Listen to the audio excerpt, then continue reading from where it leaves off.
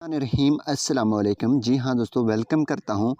आज का combo update हो चुका है। मैं डेली कॉम्बो पे क्लिक कर लेता हूँ। इसके बाद सबसे पहला जो कॉम्बो हमारा होने वाला है वो PRN टीम में आना है। आपने इस पे आने के बाद आप नीचे आएंगे तो आपको एक मीन्स कार्ड मिलेगा। आपने उसे अनलॉक कर देना है। नीचे आएंगे तो नीचे आने के बाद यहाँ पे ये देखें कंप्लेंट्स ऑफिसर, ठीक है।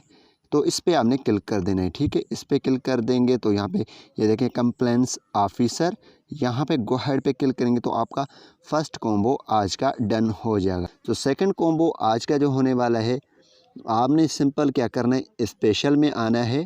स्पेशल में आने के बाद दोस्तों आप आएंगे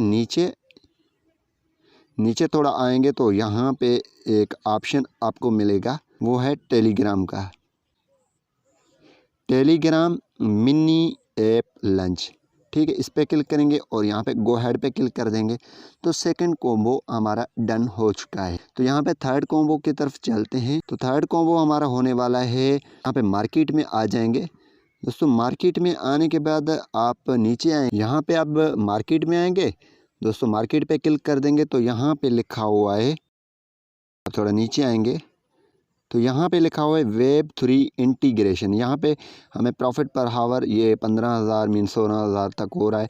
1 मिलियन हमारे कॉइन्स लगेंगे।